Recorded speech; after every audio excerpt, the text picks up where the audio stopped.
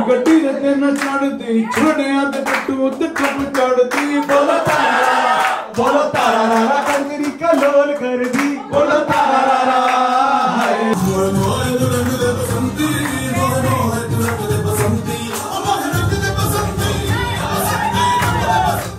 कि जो आपकी जनरेशन है उसे इंटरनेशनल लेवल पे लेके गए हैं, जैसे करण औजला है, तो उनका म्यूजिक आप सुनते हैं?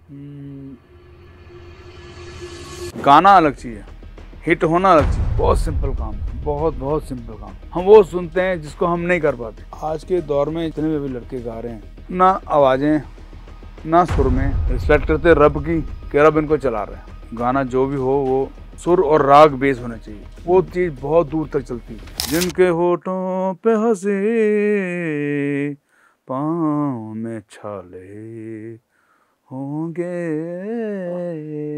अभी गाना डरा ये सब सीखने के लिए लोगों को 12-12, 14 साल लग जाते हैं इस गायक को ये करने के लिए।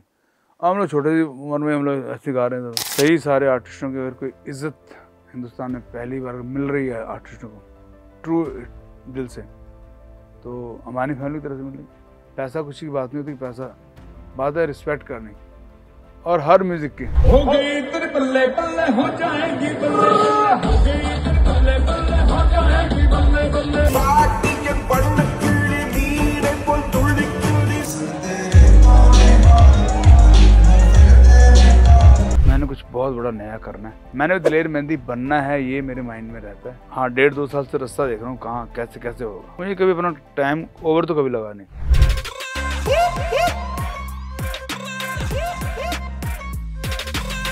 Welcome one and only Daler Mehndi पाजी। Thank you.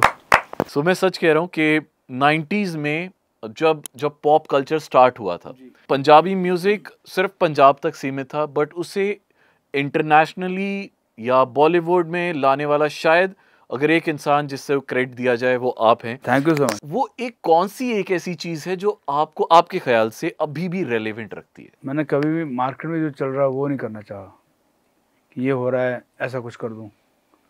जो भी करना चाहा, जैसा हूँ बस उसको आगे करना चाहा, कॉपी नहीं करनी चाहिए। और अभी तक वैसे जी रहा हूँ, क्योंकि जब हम लोग किसी को कोशिश करते हैं कि इसको कॉपी करूं, फिर कॉपी करने के बाद फिर एक जगह फिर ब्रेक लग जाती है। सही बात है।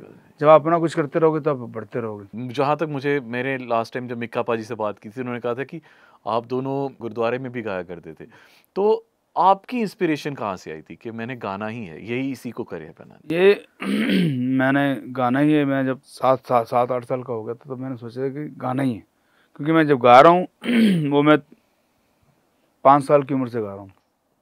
जब मैंने पहला शब्द गाया था मेरे लाल जियो, वो गुरुद्वारा बैंक मोड़ धनबाद में, मुझे वो स्टेज याद है जब मैं 5 साल का था, जब मैंने पहली बार गाया था। वो शुरुआत है, तब सोच रहे थे गा रहे हैं, तब ये नहीं होता मैं सिंगर बनूंगा, पर गाया था, बहुत खुशी थी। और गुरुपुरुष था मेरे ख्याल 250 संगत थी गुरुद्वारे के अंदर, सबने बहुत प्यार किया, अप्रिशिएट किया। शुक्र मेरे फादर साहब को, उन्होंने मुझे गवाया। और फिर जब भी कोई कीर्तन या कोई गुरुपुरब आता था तो मेरे पापा मुझे जरूर गवाते, एक शब्द तो गवाते कि गाएगा। पाजी, आपका style never goes out of style. पग पे ये सितारे बांधना, और पहले आप और बड़ी बड़ी जैकेट्स पहन के आते थे। I still remember my childhood days. और सीरियसली वो गानों में जो पंजाबियत है, बॉलीवुड को शायद आप ही ने दिया, आप ही से स्टार्ट हुआ है सब कुछ। आप इतने पुराने हैं कि मतलब, और अभी भी जितने भी नए गाने भी आ रहे हैं, बाहुबली का हम ले लें एग्जाम्पल, या फिर बच्चे भी, वो भी आपकी धुनों पे थिरकते हैं। आसमां को छू कर देखा, तारों की करी सवारी, इट गोज सो वेल। और what was one time when you actually felt कि यार, मतलब हर एक इंसान के करियर में एक टाइम आता है जब उसे लगता है कि यार ये मेरा खराब पैच चल रहा है, या ये मेरा है, मेरा टाइम ओवर हो गया। कभी आपको ऐसा लगा? मुझे कभी अपना टाइम ओवर तो कभी लगा नहीं। और जैसे अभी 1.5-2 साल से ये है कि मैंने कुछ बहुत बड़ा नया करना है। मैंने बहुत बड़ा नाम किया, बहुत कुछ किया, लेकिन वो मेरे पे असर नहीं है उसका। और वही चल रहा है, वही लोग देख रहे हैं। जैसे आसमां को छूकर देखा, कितना अच्छा गाना है। बिल्कुल। जितने मेरे गाने तुनुक तुनुक पार्टनर हो गए, ऐश करोगे, बहुत बड़े कर दिए हैं, लेकिन मुझ पे कभी उसका असर नहीं रहा कि मैंने किए हैं। सर चढ़ के नहीं बोलता कि मैंने ऐसा किया या मैं दलेर मेहंदी हूँ। मैंने दलेर मेहंदी बनना है, ये मेरे माइंड में रहता है। हाँ, 1.5-2 साल से रास्ता देख रहा हूँ कहाँ कैसे कैसे होगा। आपको क्या लगता है कि अभी म्यूजिक कितना इवॉल्व हुआ है, खासकर पंजाबी म्यूजिक? पंजाबी म्यूजिक बहुत बड़ा है, लेकिन प्लेटफॉर्म इतने ज़्यादा आ गए हैं। तो आपको क्या लगता है ये अच्छा है, या इन अ वे ऐसे लोग भी आ गए हैं जिन्हें गाना भी नहीं आता? नहीं, टाइम बहुत अच्छा है और आसान है, लोगों तक पहुँचाना आसान है। बहुत खुशी होती लोगों को भी देख के। और जैसे सीधी बात करें, अभी 2-3-4 नाम जो चल रहे हैं, अच्छा लगता है उनकी तरक्की देख के, खुशी देख के। अभी जैसे आपने कहा कि कुछ एक नाम हैं जो बहुत ज़्यादा चल रहे हैं, एक दो आर्टिस्ट ऐसे हैं जिन्होंने पंजाबी म्यूज़िक की जो अब की जनरेशन है उसे इंटरनेशनल लेवल पे लेके गए हैं, जैसे करण औजला है। तो उनका म्यूज़िक आप सुनते हैं? शायद बहुत कम, बहुत ही कम। गुलाम अली साहब हुए, हाँ उनका काम बड़ा हुआ। हम वो सुनते हैं जिसको हम नहीं कर पाते, हाँ, क्या बात है। जिसको हम लोग नहीं कर पाएंगे, उस चीज़ को टच नहीं कर पाएंगे या उसके आसपास नहीं जा सकते, उनको हम सुनते हैं। जो उनको हम लगता है यार काश हम ये कर पाएँ। ये सारे काम बहुत अच्छा करते हैं, पर ये काम ऐसे हैं कि ये बहुत सिंपल काम है, बहुत बहुत सिंपल काम। उनको ब्लेस किया जा सकता है, रिस्पेक्ट दी जा सकती है, लेकिन सर चढ़ के नहीं बोल सकते। सो आज की डेट में कोई ऐसा म्यूजिशियन या सिंगर जो आपको लगता है कि दलेर मेहंदी तो नहीं बन सकता बट वहाँ तक पहुँच सकता है?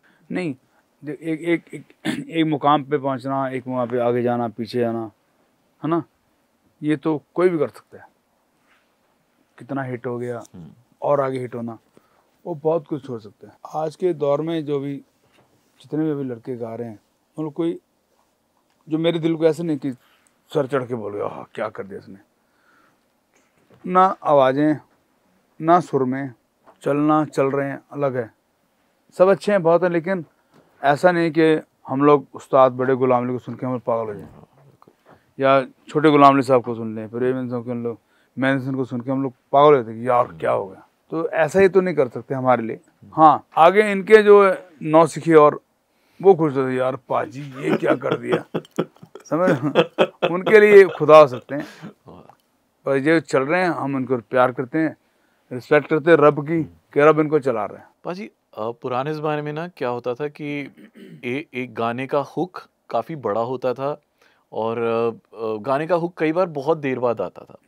बट अभी जो गाने हैं ना वो रील्स के हिसाब से बनते हैं, क्योंकि रील 1-1.5 मिनट की है और उसका हुक छोटा होना चाहिए तभी वो वायरल होगा। आपके क्या व्यूज़ है इसके बारे में, जब आपको कोई ऐसा अप्रोच करता है कि हमें ना गाना ऐसा चाहिए? अच्छी सोच है कि ये होना चाहिए, पर मुझे लगता है कि गाना जो भी हो वो एक तो सुर में होना चाहिए, सुर और राग बेस होना चाहिए। वो चीज़ बहुत दूर तक चलती है।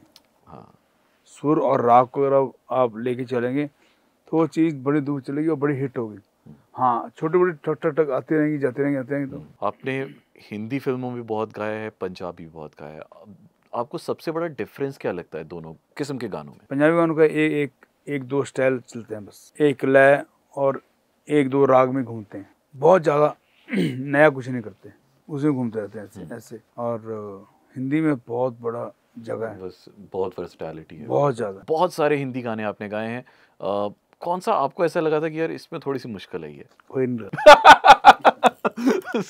सारे बड़े आसान थे, क्योंकि आपने मतलब वो लेवल छू के आए हैं ना, फिर आपको वहाँ के लेवल के आसान क्योंकि बहुत मेरा जो मेरा लेवल ना, जैसे मैं गज़लें शुरू की, तो सबसे मुश्किल काम होता है गज़लें गाना। राग के लिए आपको एक जगह, आपको एक ढर्रे में चलना पड़ता है। राग ही गा रहे हैं, एक स्टाइल ही गा रहे हैं, तो उसमें भी आप एक जगह चलते रहते हो, उससे आगे पीछे जा नहीं सकते।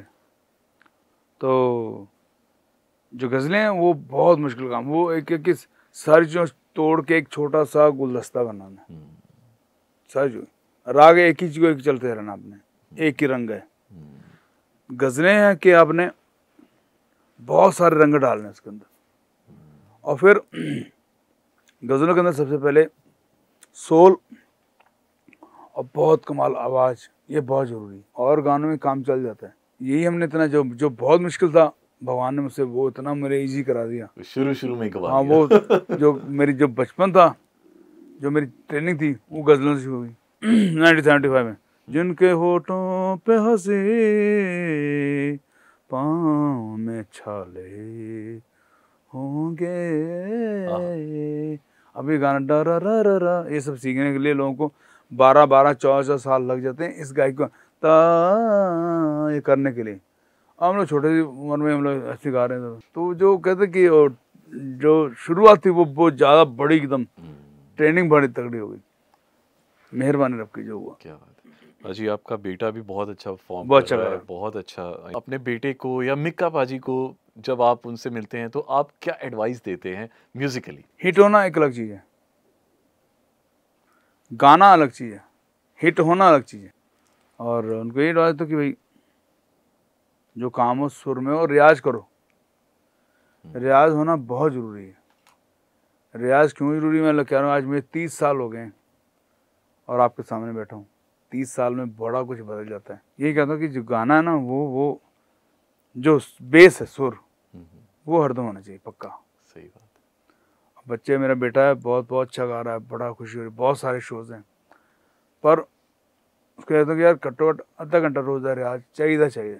जब आप कोई स्टेज पे जाते हैं, स्टेज शो, कोई आपका एक रिचुअल या कोई एक सुपरस्टिशन जो आप ज़रूर करते हैं? कोई भी कुछ नहीं, बस जब भी स्टेज पे जाता हूँ बड़ा शांत रहता हूँ और रब से यही कहता हूँ कि रब बस तुझसे इज्जत रखनी, भगवान इज्जत रखे बस। ये नहीं कि मैं जग घुमा दूँ, आज आग लगा दूँ, ऐसा नहीं होता अंदर कि मैं आज आग लगा दूँगा। बहुत हम्बल रहते हैं। एक बार आप इज्जत करो, इज्जत रहे बस जो मैं, क्योंकि सांस आनी जानी तो उसके हाथ में।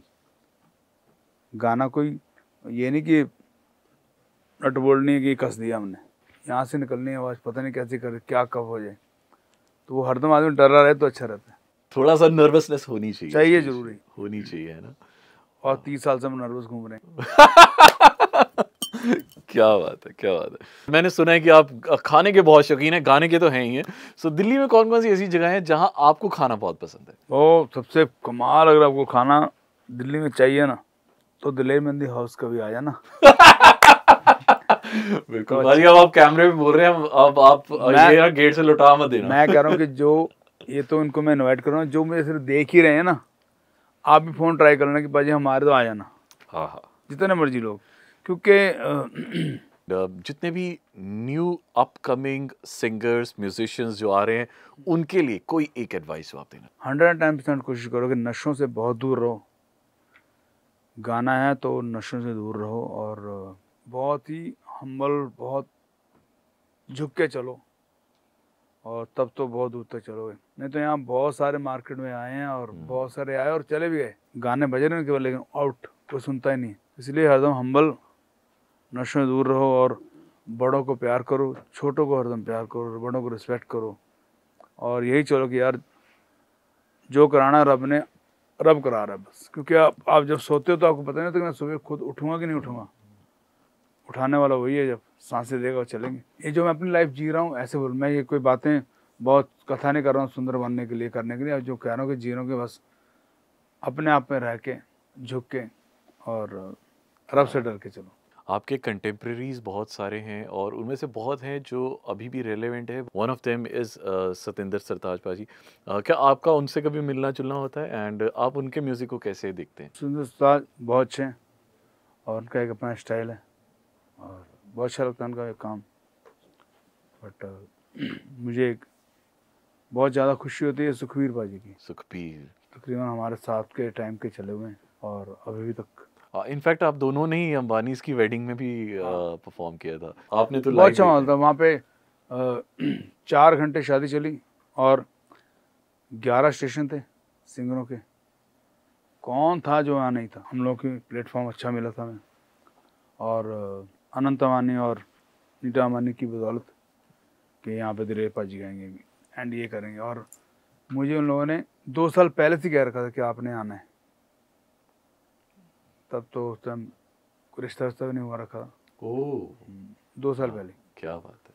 तो मुझे बहुत खुशी हुई शादी में जाके और सही सारे आर्टिस्टों की अगर कोई इज्जत हिंदुस्तान में पहली बार मिल रही है आर्टिस्टों को ट्रू दिल से, तो हमारी फैमिली की तरफ से मिल रही है। पैसा कुछ की बात नहीं होती, पैसा बात है रिस्पेक्ट करने। और हर म्यूज़िक के, कोई दिलेर मेहंदी का फ़ैन होगा, कोई किसी का फ़ैन होगा, कोई किसी का फ़ैन होगा, लेकिन सबका इकट्ठे करना ये बहुत बड़ी बात। एंड पाजी ये अवार्ड सारे उन्हीं को जाने चाहिए।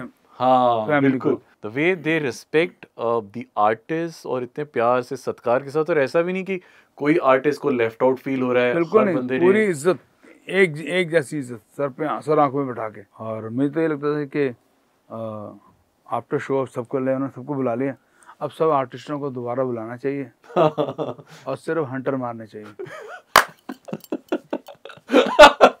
तो मजा आएगी। हाँ भाई, सुखबीर भाई को पढ़ रहे हैं हंटर, सुबेर भाई को पढ़ रहे हैं, मीका को पढ़ रहे हैं, इधर पढ़ रहे हैं, वहाँ पढ़ रहे हैं, सिर्फ नॉन स्टॉप मार रहे हैं 2 घंटे कि तुम लोगों ने किया क्या है। नहीं, मुझे तो लग रहा था कि साथ में बॉम्बे में एक एक बड़ा बड़ा बंगला या कोठी भी सबको एक एक दे के छोड़ेंगे। बट अमेजिंग पाजी, it was really amazing talking to you. पाजी, आपका एक नया गाना आया है, तो प्लीज उसके बारे में बताइए। बलोची रिदम है इसके अंदर। अच्छा। और सराइकी इसको बोलते हैं, सराइकी जी। गाना। और गाना सिर्फ सुर और ताल का है बस, कोई गिमिक नहीं बीच में, कोई फालतू बातें नहीं है, और बहुत ही सीने से गाया हुआ गाना, मतलब दम वाला गाना, और रिदम भी बहुत कमाल है। और उसमें शेर अली, मेहर अली और उनके बेटे, उन्होंने भी गाया साथ में। Rhythm pure Punjabi Balochi rhythm है। रमजू भाई ने ढोल बजाया, प्योर ढोल है, मजेदार। और ऐसा है कि कोई भी झूम उठे। Thank you very much Dilip paaji, it was God bless you paaji, बहुत अच्छा लगा, थैंक यू सो मच।